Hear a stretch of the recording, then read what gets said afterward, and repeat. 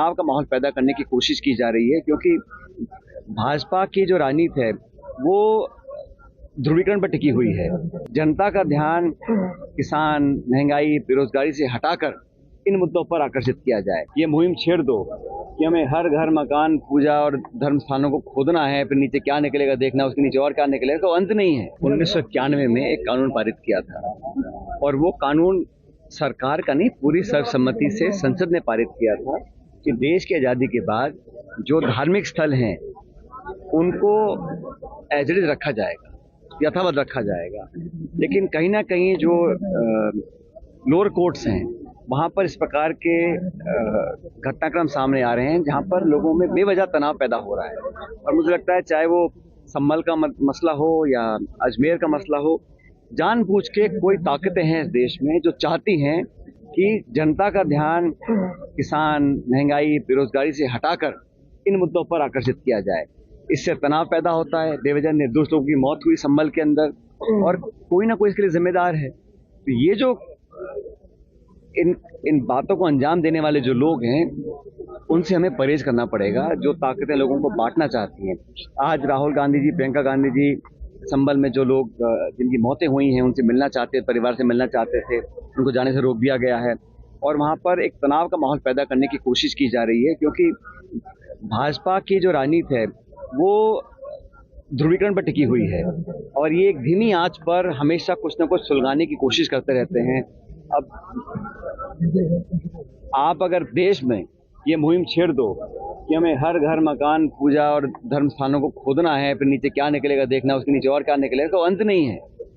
इतना पुराना ये देश है, तो देश की संसद ने 91 में ये कानून पारित कर दिया था कि इस आज़ादी के बाद जो यथास्थिति है वो मेंटेन रहेगी। तो ऐसी क्या वजह आ गई है कि हम लोगों को बजाय इसके कि लोगों को रोजगार दें, महंगाई कम करें, किसानों की मांग पूरी करें, आज किसान धरना दे रहे हैं, देश की राजधानी पर हजारों लाखों किसान पहुंच रहे हैं, एमएसपी पर कानून बनाने की मांग रख रहे हैं। सरकार को उन पर ध्यान देना चाहिए और संसद में भी चर्चा होनी चाहिए, सार्थक चर्चा हो जो देश के ज्वलंत मुद्दे हैं। तो ये जो लोगों के अंदर एक टकराव पैदा करने की जो एक लोगों ने ठान रखी है, उस मंशा को मैं गलत मानता हूँ। देश सबका है, संविधान में सबको बराबर का अधिकार और हक दिया है और ये देश की खूबसूरती है। इसको जो ठेस पहुंचा रहे हैं वो देश का नुकसान कर रहे हैं। आजकल किरोड़ी लाल जी काफी एक्टिव नजर आ रहे हैं, दिन से लेकर रात तक अपनी सरकार। कल रात को भी वो पुलिस के खिलाफ ही जो है, तो जब सरकार के अंदर से आवाज उठती है तो कहीं ना कहीं देखना पड़ेगा कि सरकार की कार्रवाई में कमियां हैं। लॉ एंड ऑर्डर है, पुलिस प्रशासन है, नौकरियों की बात हम करते हैं, वो एसआई की नौकरी का मुझे पता नहीं अब तक क्या निर्णय लिया गया है। तो लगातार मामले को लटकाया जाता है और ये बात कोई मैं नहीं कह रहा हूँ, पूरा प्रदेश कहता है कि आज राजस्थान में अफसरशाही हावी है और जो सत्ता पक्ष के सांसद हैं, विधायक हैं, मंत्री हैं, उन तक की कुछ सुन नहीं रहा। तो ये बड़ी अजीब स्थिति पैदा हो गई राजस्थान के अंदर। पहली बार मैंने देखा है कि सत्ता पक्ष के जो सत्ताधारी लोग हैं उन्हीं को चीखने चिल्लाना पड़ता है, उनकी कोई सुनता नहीं है। तो इस प्रकार का जो वातावरण बना है ये पहली बार मैं देख रहा हूँ प्रदेश के अंदर। ये अच्छा नहीं है, क्योंकि जनप्रतिनिधि की आवाज को सबको सुनना चाहिए और सरकार के अंदर से अगर आवाज उठ रही है कुशासन की या लापरवाही की या गैर कानूनी कार्रवाई की, तो सरकार को फिर कब जगेगी सरकार। हम तो विपक्ष का काम कर ही रहे हैं, लेकिन सरकार के अंदर से जो आवाज आ रही है, तथ्यात्मक जो बातें हैं उस पर अगर कोई कह रहा है, सरकार को संज्ञान लेना चाहिए। और डॉक्टर किरोड़ी मीना जी अभी भी फिलहाल मंत्री हैं प्रदेश सरकार में, अभी तक तो है ही वो। उनकी बात तो सरकार को सुनना चाहिए, क्यों नहीं सुनती है सरकार। पहले 7 में से 6 सीट कांग्रेस हार जाती है। क्या टिकट वितरण में बड़ी कमी रही है? देखिए, देश में जो अलग अलग राजस्थान के साथ कई क्षेत्र में चुनाव हुए, ये बात बिल्कुल सही है कि महाराष्ट्र में, हरियाणा में जो परिणाम आए वो उम्मीद से बिल्कुल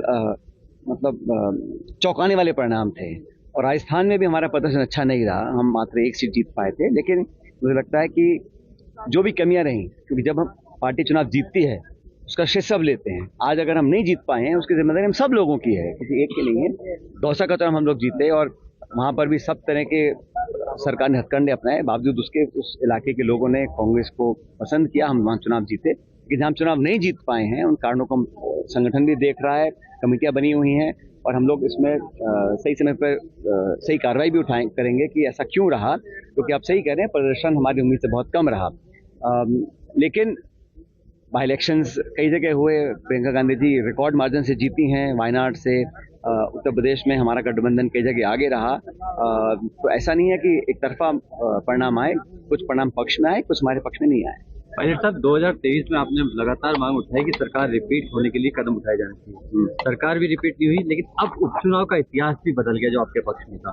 ऐसी सूरत में 2028 को लेकर चिंता की लकीरें अभी तो चुनाव पंचायत के होंगे, नगर पालिकाओं के होंगे, उसको सरकार पोस्टपोन करने के मूड में लग रही है। मुझे समय पर चुनाव होने चाहिए, तो अधिकारी बैठेंगे वो बेहतर है, उससे बढ़िया जो गांव देहात के लोग हैं वो पंचायतों को चलाएंगे।